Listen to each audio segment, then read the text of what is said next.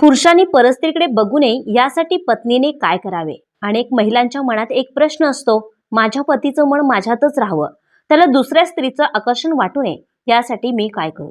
पण सर्वात आधी एक गोष्ट समजून घ्या, एखादा पुरुष विश्वासू राहतो की नाही याची जबाबदारी फक्त पत्नीची नसते. निष्ठा हा प्रत्येक व्यक्तीचा स्वतःचा निर्णय असतो.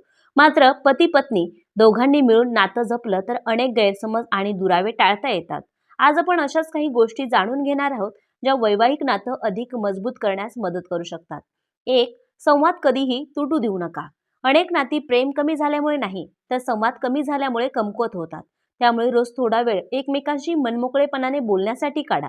पतीच्या दिवसाबद्दल विचारा, त्याच्या अडचणी समजून घ्या आणि स्वतःच्या भावनाही सांगा. फक्त घरातील काम किंवा पैशाच्या गोष्टीच नाही, तर एकमेकांच्या मनात काय चाललं आहे हेही जाणून घ्या. संवाद जितका प्रामाणिक असेल तितका नात्यात विश्वास वाढतो. जिथे विश्वास आणि समजूतदारपणा असतो तिथे बाहेर आकर्षण निर्माण होण्याची शक्यता कमी होते. दोन, कौतुक आणि आदर व्यक्त करा. प्रत्येक व्यक्तीला आपली दखल घेतली जावी आणि आपलं कौतुक व्हावं असं वाटतं. पतीने एखादी चांगली गोष्ट केली असेल तर त्याचं मनापासून कौतुक करा. त्याच्या प्रयत्नांची कदर करा आणि त्याला आदराने वागवा. छोट्या छोट्या गोष्टींमध्ये धन्यवाद किंवा तुझ्यामुळे हे शक्य झालं असे शब्दही नात्यात ऊब निर्माण करतात. यामुळे त्याला घरातच आपुलकी आणि सन्मान मिळतो. मात्र हे लक्षात ठेवा की कौतुक करणं म्हणजे त्याच्या वागण्याची जबाबदारी तुमच्यावर येते असा अर्थ नाही. निष्ठा राखणं ही त्याचीही तितकीच जबाबदारी आहे.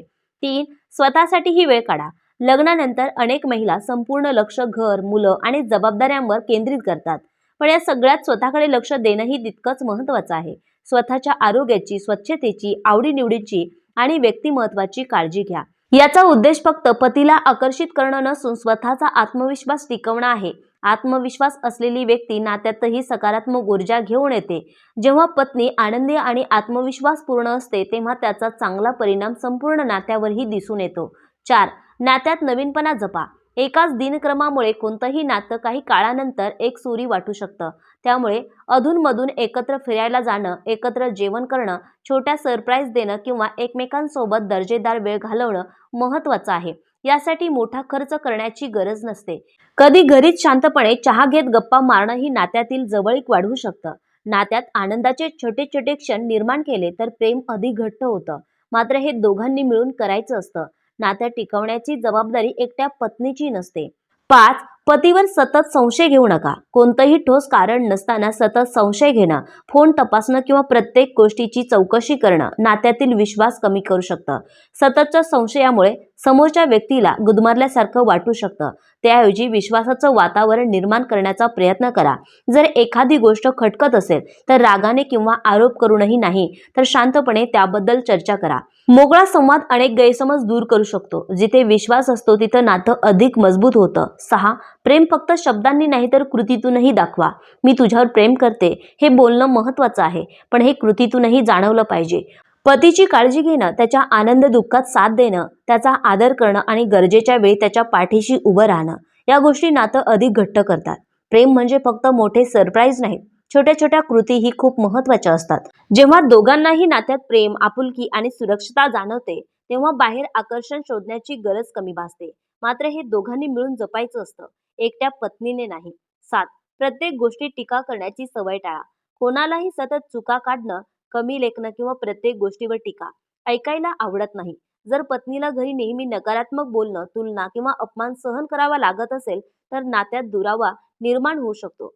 याचा अर्थ त्याने चुकीचं वागणं योग्य ठरतं असा अजिबात नाही. पण आदराने आणि शांतपणे मत मांडलं तर समोरची व्यक्तीही अधिक समजून घेण्याचा प्रयत्न करते. मतभेद असणं स्वाभाविक आहे, पण ते व्यक्त करण्याची पद्धत नातं मजबूतही करू शकते आणि कमकुवतही.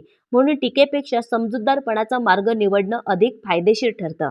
आठ, एकमेकांच्या आनंदात सहभागी व्हा. पतीच्या छोट्या मोठ्या यशाचं कौतुक करा आणि त्याच्या आनंदात मनापासून सहभागी व्हा. त्याच्या अडचणी ऐका, त्याला प्रोत्साहन द्या आणि कठीण काळात त्याचा आधार बना. अशा वेळी त्याला जाणवतं की माझी खरी साथ माझ्या पत्नीमध्येच आहे.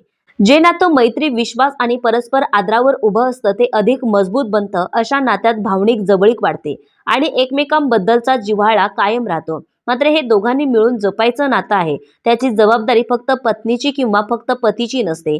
नऊ, मतभेद झाले तरी नातं तोडण्याची भाषा करू नका.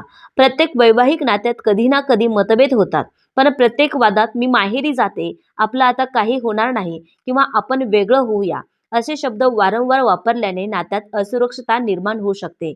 मतभेद हे संवादाने सोडवण्याचा प्रयत्न करा. समोरच्याचं मतही शांतपणे ऐका आणि स्वतःचं मत आदराने मांडा. रागाच्या भरात बोललेले शब्द अनेकदा आयुष्यभर लक्षात राहतात. म्हणून नातं जिंकण्याचा प्रयत्न करा, वाद नाही. जिथे समजूतदारपणा असतो तिथे नातं अधिक काळ टिकतं. 10. स्वतःचं आयुष्यही समृद्ध ठेवा. चांगली पत्नी असण्याबरोबरच स्वतःची एक ओळख असणंही महत्त्वाचं आहे. स्वतःच्या आवडीनिवडी जपा, नवीन गोष्टी शिका, स्वतःच्या आरोग्याकडे लक्ष द्या आणि आत्मविश्वास वाढवा. जेव्हा एखादी स्त्री स्वतःच्या आयुष्यातही आनंदी आणि समाधानी असते, तेव्हा तिचा सकारात्मक परिणाम नात्यावरही दिसून येतो. ती अधिक शांत, समजूतदार आणि भावनिकदृष्ट्या मजबूत बनते. अशा नात्यात दोघेही एकमेकांना आधार देतात आणि एकमेकांचा आदर करतात. हेच कोणत्याही सुखी वैवाहिक जीवनाचं खरं बळ असतं.